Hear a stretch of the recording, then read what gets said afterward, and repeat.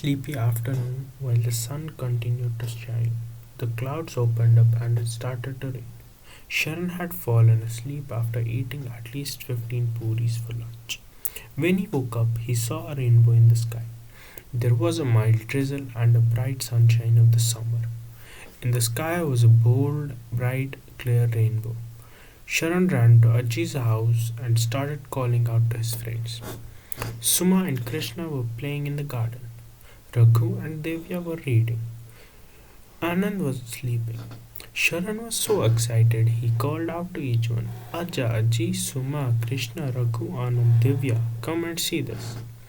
Everyone rushed out to see what was up. The children gazed in amazement at the windows. Living in the city, none of them ever got to see such a vast expanse of the sky, unhindered by tall buildings. Ajay and Ajji were used to it and went back to their work. That evening, while having their milk, the children were talking about rainbows. The color of the rainbow are known as Vibgyor, said Raghu. A rainbow is called Indradhanush in Sanskrit, said Suma. It is known as Kamanabillu in Kannada, the bow of Lord Kamadeva, said Sharan's mother. In the olden days, if the sun and rain came together, we used to say it's the fox's wedding, and all of us have to go to the rainbow to reach the wedding, said Ajji. Ultimately, it is the same thing. Seven colors that appear in the sky when the sun's rays are reflected by the rainwater, said Ajay. It depends upon the way you look at it. Ajji nodded. The same thing appears different depending on the way you look at it, and today I can tell you a story about that. Immediately, everyone turned their attention from the sky to Ajji. During one monsoon season, it rained and rained in Chitpur, a little village by a mighty river. It rained so hard that the river swelled up. Huge waves lashed against the riverbanks and carried away trees, houses, and big chunks of earth. The villagers were really scared and prayed hard for the rains to stop. When the skies finally cleared, one by one people emerged from their homes. One of them was Raju. He walked down to the riverside. There he saw something that made him rub his eyes in disbelief. Why, a huge black rock had appeared out of nowhere. And what was more, the rock looked exactly like the head of Ganesha, the god with the elephant head. Raju immediately prostrated himself in front of the rock. Ganesha not only heard our prayers and made the rains go away, he has come himself to protect us. Raju shouted to no one in particular. I must tell everyone about this. He yelled and ran back to the village to share the news. Next came Chetan, the sculptor. He had spent so many days cooped up in his house waiting for the rains to stop. Now he was glad to be out in the open and was thinking of his next piece of work. Suddenly he caught sight of the new rock by the river. It was just the right color, worn smooth with age and river water. It was perfect for the scene that he wanted to carve. Giving a whoop of joy, he ran home to gather his carving tools. Just as he turned the corner, a merchant came by on his horse.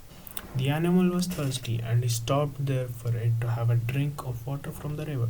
He too spotted the stone. What a big stone, he remarked, and it is nice and smooth and flat. Let me sit for a while on it and rest. After enjoying a nice rest on the rock, the merchant decided he would tell his friends about it.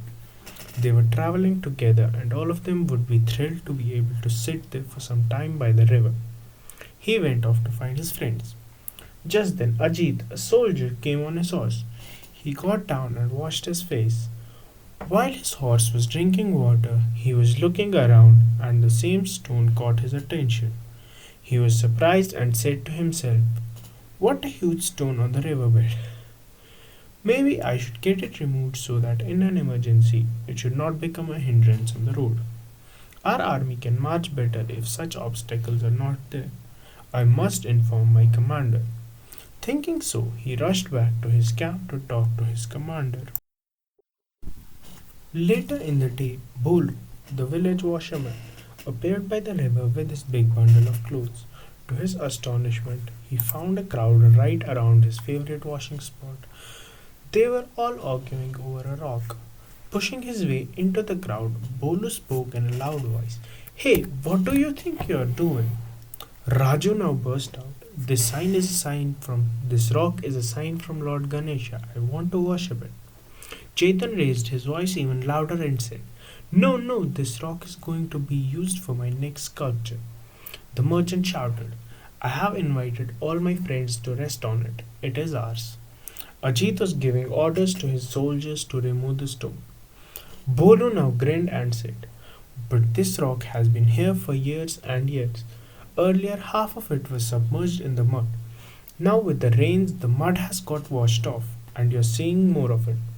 The washermen of Chitpur have been using this rock to do our washing for many, many years. There's nothing miraculous about it.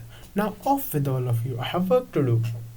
So saying, Bolu emptied his bundle of clothes and set to work. What could the others do? They had to go away, grumbling quietly to themselves.